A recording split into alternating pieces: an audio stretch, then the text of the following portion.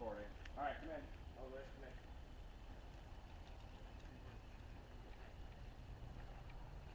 So like I said, this is part of my instructor two practical. What we did last week was the classroom foundational stuff. This week we're building upon that.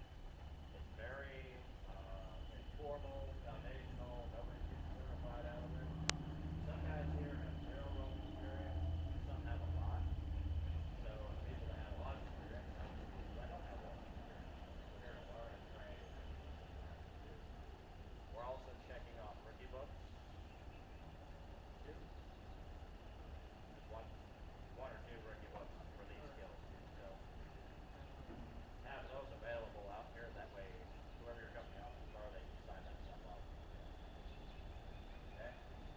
So we were gonna do it in the woods. The woods next door is really grown up, and it might rain, so that's why we're inside.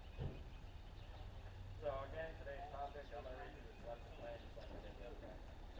Low angle rescue and hands-on evolution. The objective is given the provided OSPD rope rescue equipment, which is all stated here. Students shall identify each rope rescue equipment item. Students shall identify rope rescue equipment in accordance with equipment applications in accordance with policies and procedures. It's the same policies and procedures we went over last week, guys. Policy 911, procedure 505, procedure 507. Students will demonstrate how to set up a correct 3-to-1 hauling system given the provided OSPD rope rescue equipment. Student will demonstrate how to utilize the correct 3-to-1 hauling system and combine additional low angle rescue equipment using provided OSPD rope rescue equipment to conduct a scenario-based evolution. So we've got all of our equipment. We're going to go over it. We're going to go over rigging, and then we're going to simulate this victim being down a hill. We're going to set up the whole thing from start to finish and bring the victim from down the hill back up the hill. Okay? Students will perform safety checks of hauling system and identify safety concerns prior to the start of each scenario to ensure OSPD safety standards are met. Instructional materials, OSPD rope rescue equipment. We're going to do a hands-on demonstration. Essex is going to go over the rigging of this first. We've got the policies and procedures, and then I've also brought rope rescue manuals. So if anybody wants to reference anything in a book, we have those too. We're going to discuss the preparation. We're going to discuss with the students the importance of rope rescue tactics and techniques, as well as the importance of safety considerations during this training. As I said last week, redundancy of safety practices is paramount to safe operations. Create a positive, realistic, and fun atmosphere for everybody to train on. Okay, we're going to go over a little bit of PowerPoint stuff that we did last week. This is sort of a refresher to kind of wake our minds up a little bit. We're going to do hands-on practice and then the scenario. After this, students will be able to integrate rope rescue equipment knowledge with policies and procedures. Again, you're not going to be certified. This isn't a certification course. This isn't even a sign off on you saying you can do all of this on your own. This is just the very first step of getting started. Okay, does anybody have any questions? Great. So safety brief. We're inside, it's flat. Stay out of the water, you might slip and fall. We're going to call inside the yellow lines the hot zone. So if you are in the hot zone, you have to wear gloves and helmet. Okay? Eye pros on you, but you have to wear gloves and helmet. If you're outside of that, we'll call that the warm zone, and you don't have to have those on, okay? When you are doing your rope rigging, you can take your gloves off. Once we start the operation, you have to have your gloves on. Okay? Questions on that stuff? Other than that, we're in a safe building. We don't have to worry about lightning or rain anymore. Everybody's in safety. So the way we're going to set this up is I'm going to be the instructor, the lead instructor. We've got our two instructors here. They're going to run the class, and I'm just going to oversee everything. I'll also be the safety officer on site. If anybody sees anything unsafe, throw a flag on it, let somebody know, and we'll stop, we'll reset, and make sure everything's being done right. Okay?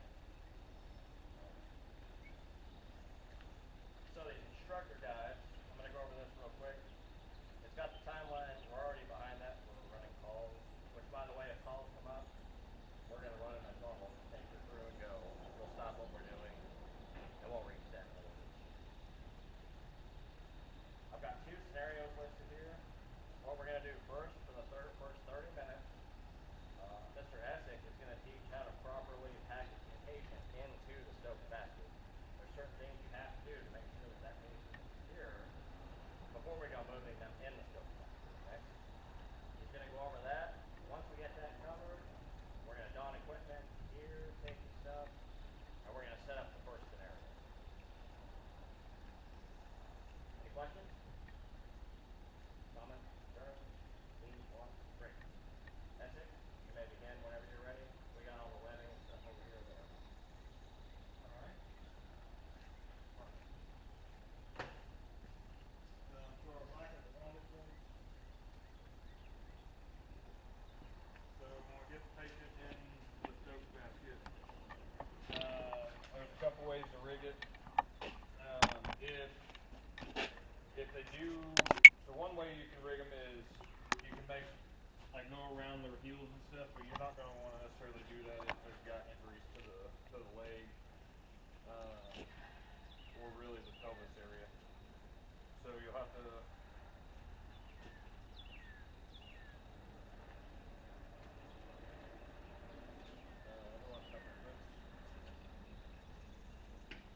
Also, don't go across any injuries. Be careful on the chest. Make sure it's not too tight on the chest so they can breathe, and obviously not across the neck.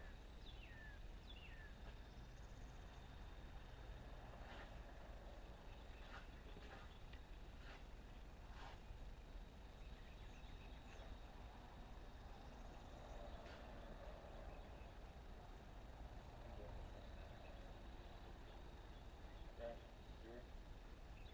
Make your stirrups first. Yeah.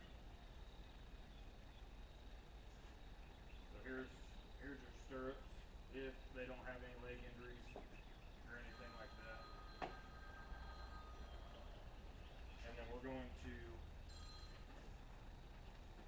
go through and try to make sure you're the same on each side. So if we go this direction and go through, say this one right here.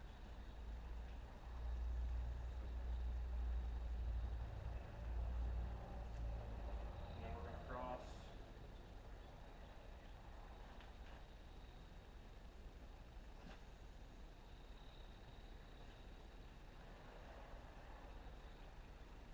Switch. We're just going to zigzag all the way across.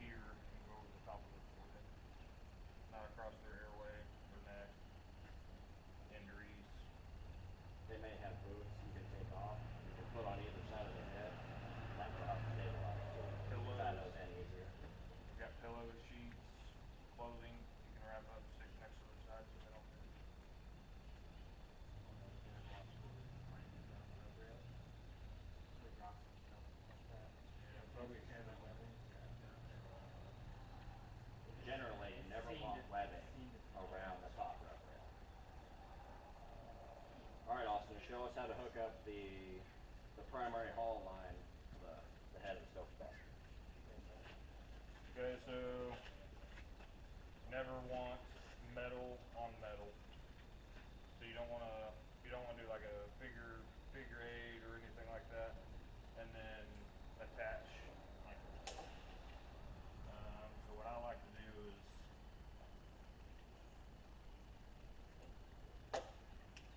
I don't necessarily use a carabiner.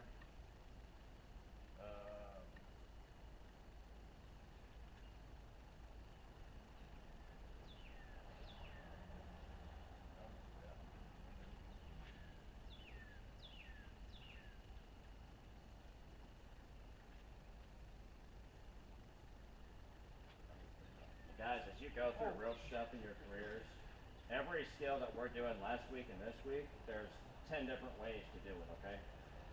As long as you get the foundational, the principles of everything, you're going to be fine.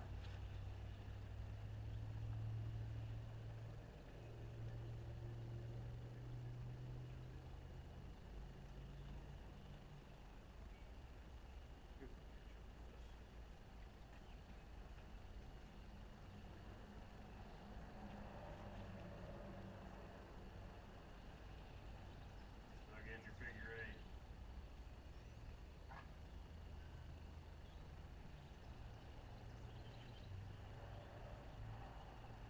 Make sure you leave enough slack where you can put safety on it.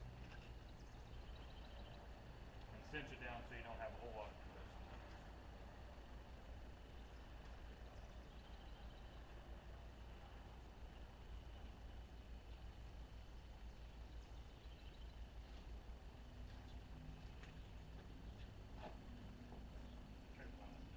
Make sure your tag is long enough to where you put the safety on it. I don't like using a carabiner. And then you're ready. And then you can flip in with your press grip on your.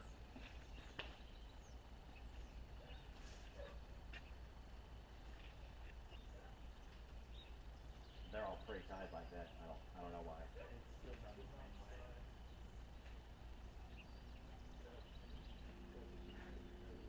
You can still use the knot the same way you use the press with the knot.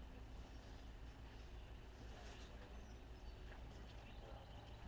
Pretty tight when I just got that. You just still make it. Alright, well I'm new to this. Wrap it underneath the rubber.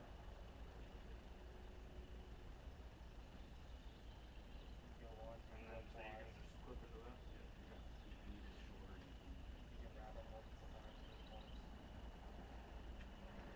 What's that used for? So this is where you're gonna either clip your equipment in, or you can clip this to your harness. That way you can be hands-free carrying equipment, tending to the patient, grabbing a hold of trees, obstacles, whatever.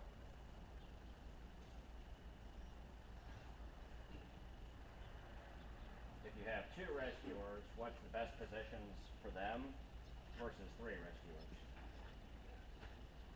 One go down to the patient, one step here. As far as like coming up, Yeah.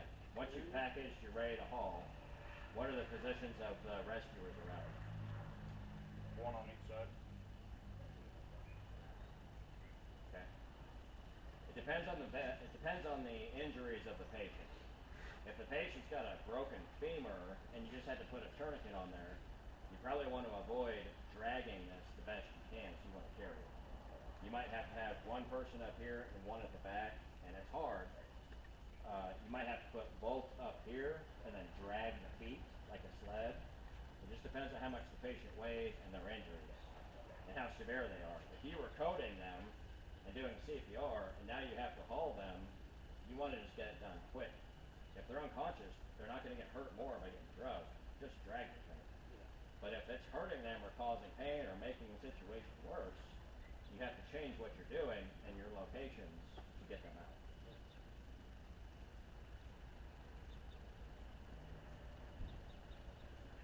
What else on packaging?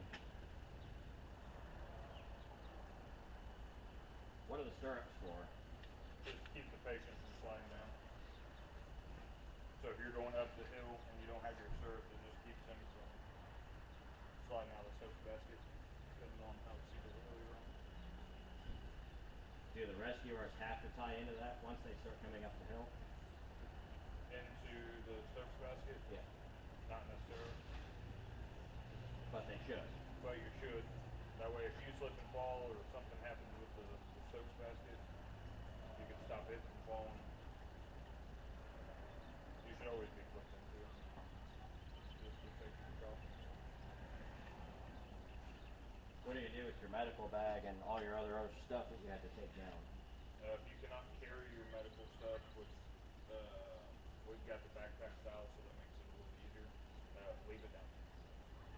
We can always go back and get all that excess materials if you need it. If you cannot put it on the patient without injuring them, so like if you got a spot, you can put it on there, but if you can't manage it all, then leave it down there. We can always go back down and get it. But make sure you're taking Pressix and all that stuff that's pushed into you, because you may need it for a change of direction or something like that on the way up. And what's the last thing the rescue team needs? What's one more important thing the rescue team needs when they're down there? They have to be in what with the team up here, with the command post? You need to be in communication with them. So once you get down there, give them your patient update, stuff like that. Vitals, especially if EMS is not going to be down there with us and they're up top, give them the patient updates, and then make sure you're in communication of when they're ready to haul. Make sure you're talking to one person who's in charge up there on hauling, and just stay in radio contact with them at all times. What are the commands used for going down, getting the patient, and coming back up? Oh gosh. Belay on. Well, whenever you're coming off of the rope, it's belay on and belay off. Haul. I can't remember ready to haul. Ready to haul. What's one? Yeah, ready to haul. Something goes wrong, stop. Yep. You're not always going to be able to see the rescue team from up here, so you have to rely on clear commands between the two teams. So once they are going down, the crew's up here giving them slack, they're going down. When he reaches the victim, he's going to say, stop, I've reached the victim, whatever. These guys are going to stop and hold it, but that orange line is the one he just went down on. That's going to be connected to the Stokes basket whenever we're ready, right? So he's going to have to come off that and untie it. So he needs to stay up there on top, coming off rope. That way these guys know he didn't fall off and tumble down the hill. Or off belay. Off belay, if we're using a belay, whatever. Once that's hooked up and they are ready to come back up, they need to radio up and say, ready to haul. These guys are going to get ready, pull it tight. They're going to say, ready to haul.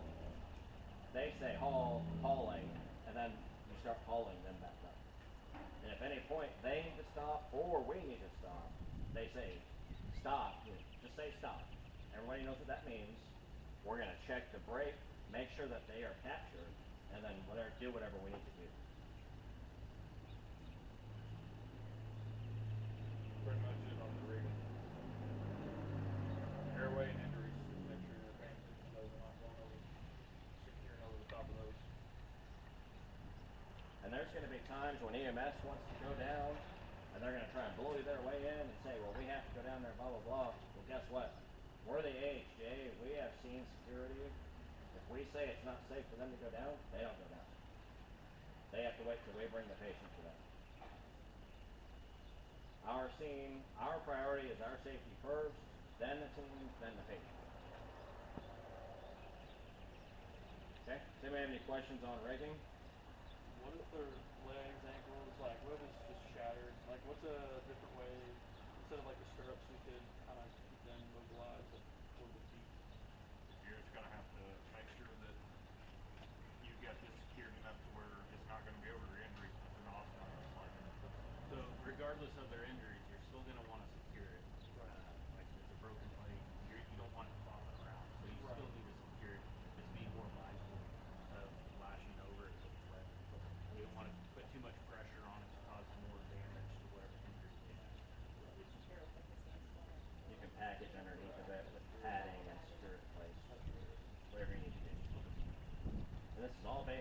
time and the severity of how much they're missing.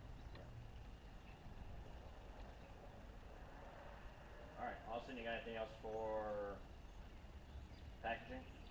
This is very rudimentary basic, guys. We could spend hours on it, but we're not going to today. I think that's pretty much it.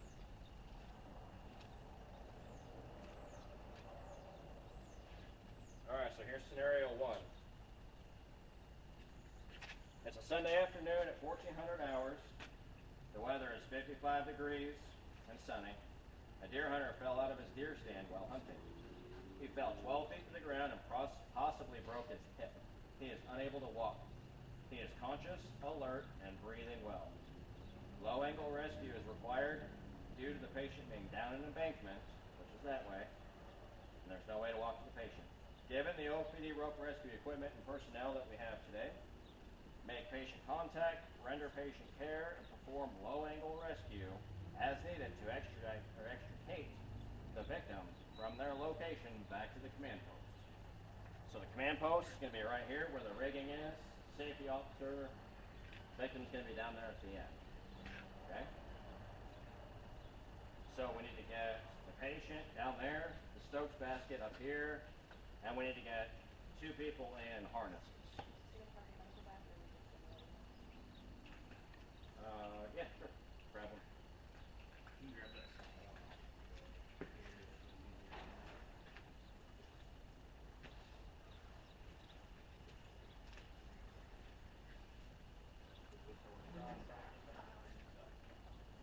so it's easier.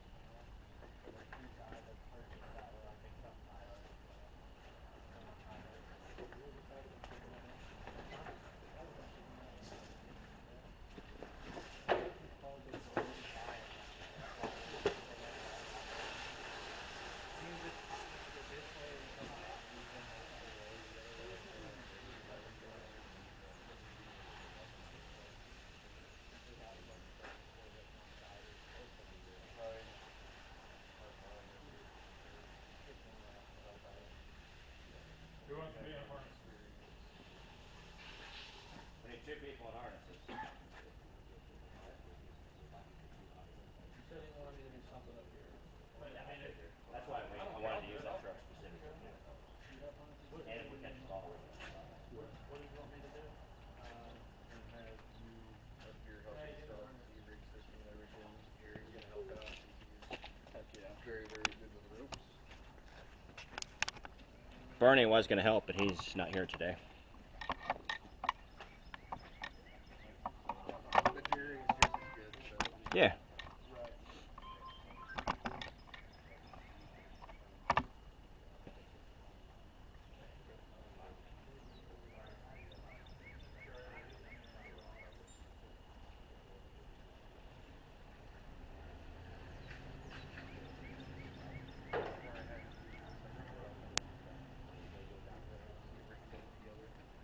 Whoever's not actively participating can walk back up to the block. Because we have to block. That's what we had. Together that are able to work on trucks.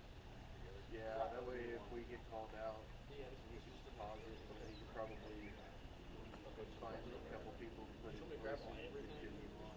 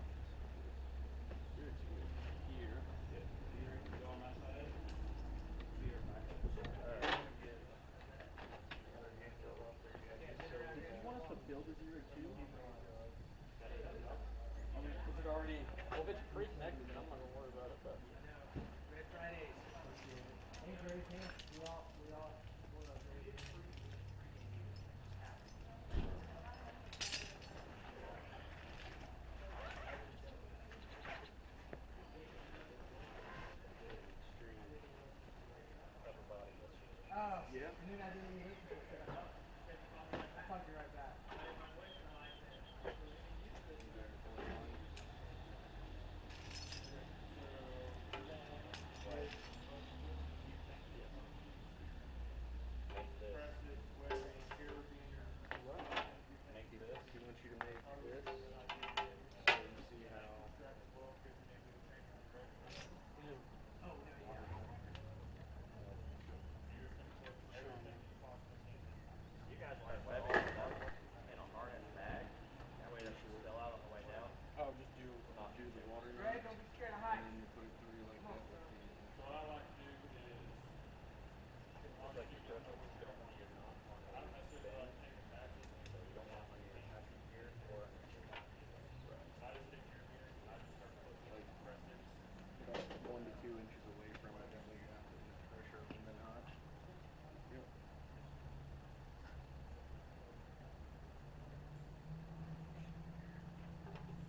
I want your sun back up with the DC to change direction afterwards. So the rope gets away.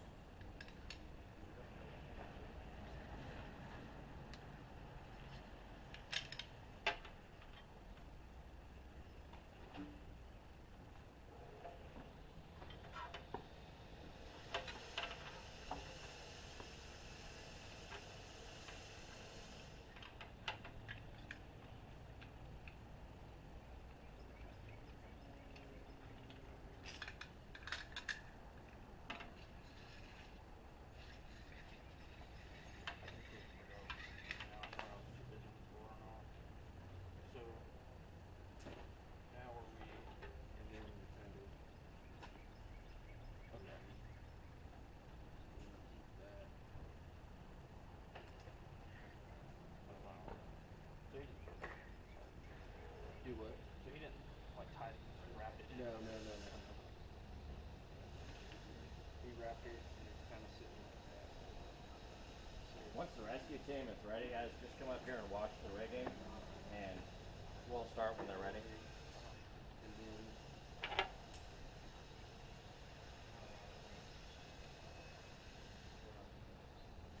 Oh yeah, it's in there. You said that you got that knot away from the tank right there. So this is gonna be our.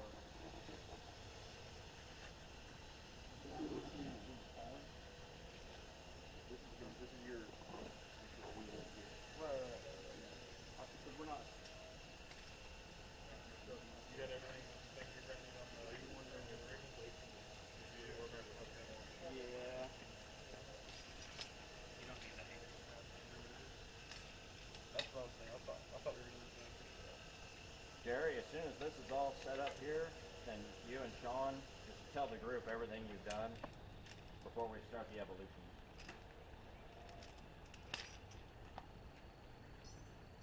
So this is normally your head. Right. So wherever you remove this from, that's still gonna go to. Right. You're just not using this. That You're using this one. Right.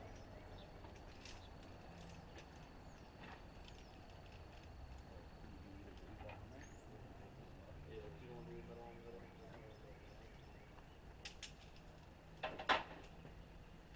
Set up your gear. Remember our classroom portion, you want to make sure you have this set up so you're not going to have to stop and reset the system in this time. So make sure you spread it out.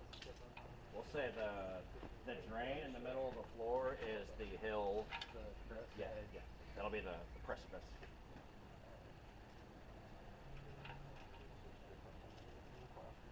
Trying to figure out. So is this gonna go? That's what we're connecting to. Yeah, that's what.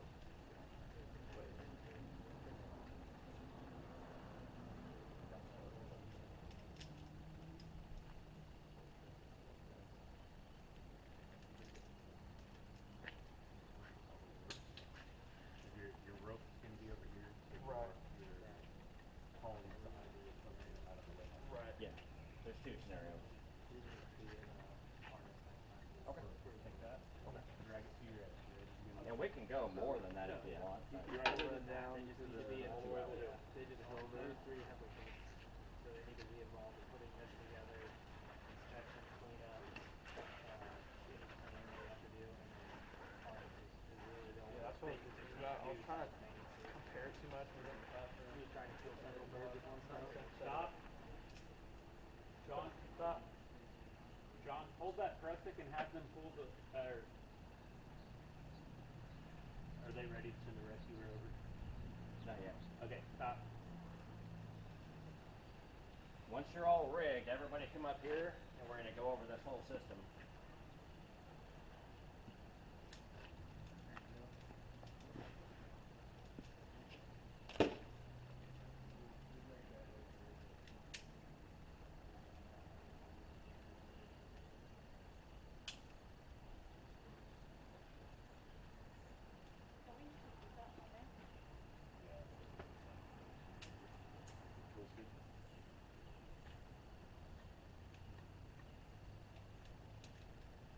Might be able to just rotate the bear claw.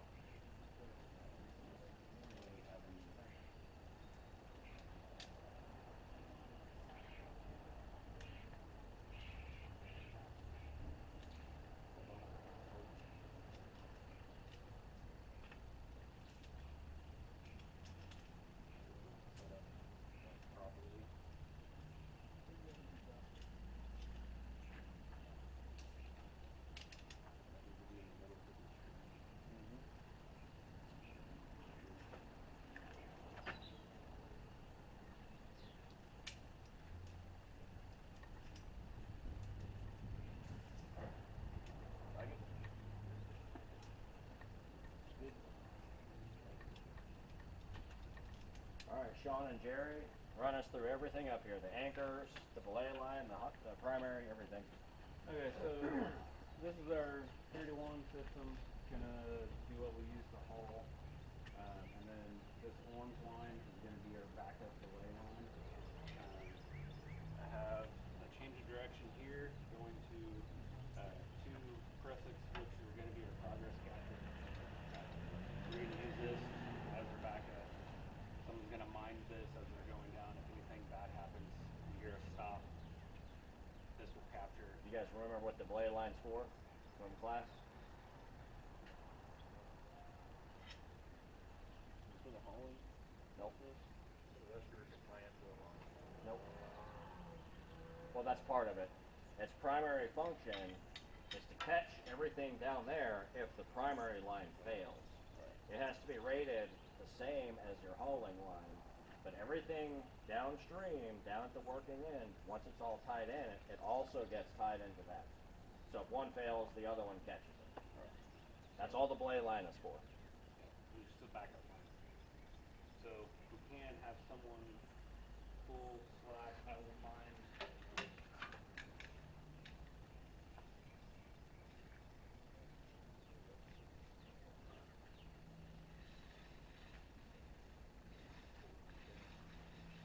Make sure you leave yourself enough room to tie on to the basket.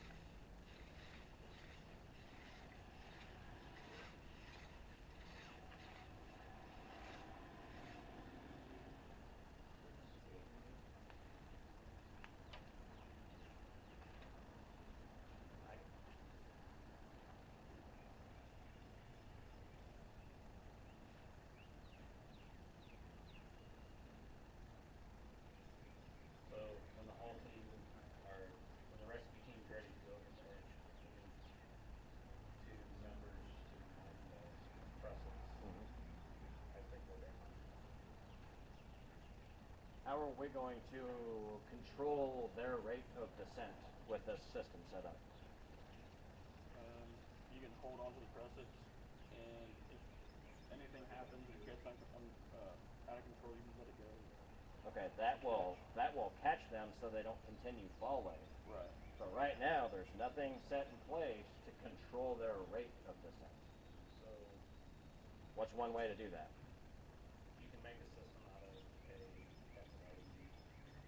So we have hardware, that's one way.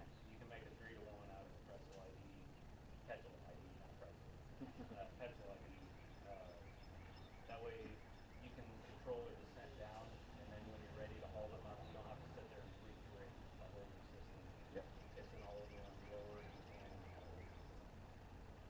additionally, if you have enough people, on the haul line, you can have a couple of people holding that, and they can let the rope go through their hands, and they can control the rate of descent for them down there. Because if they go over the edge and like, okay, I'm ready, and you slide that prusik up, that releases the brake. That's free to go. Right. And they step back, down they go. They're going to be relying on tension from you so that they can lean against that to control their rate. So, what we can do, we can leave the system how it is there, and you can swap this out right here for a pencil or some sort of delaying device, and it will still be a For today, we've got enough people. They can just hold the haul line, and they can control it through their hands. Still using that line, catching on there. It's holding enough time to make swing and this is in. No, we didn't talk about the coaches for. Alright, so what he's throwing in there is a way to control their descent. Right. So let me go grab. It's hard to figure out until you actually use it. You have to kind of use it or see it being used. Well, like, you have to undo all of that, or like, what do you like? Yeah, necessarily- we'll show you.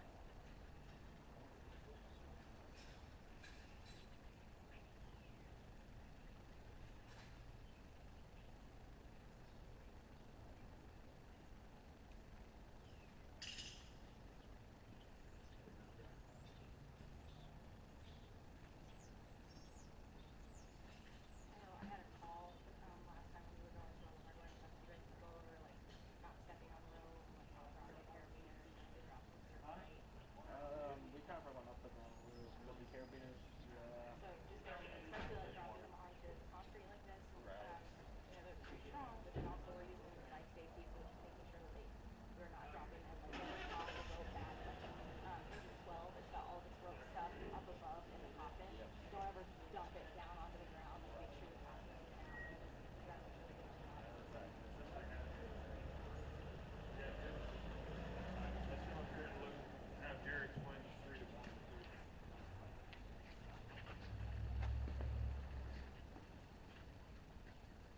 Alright, so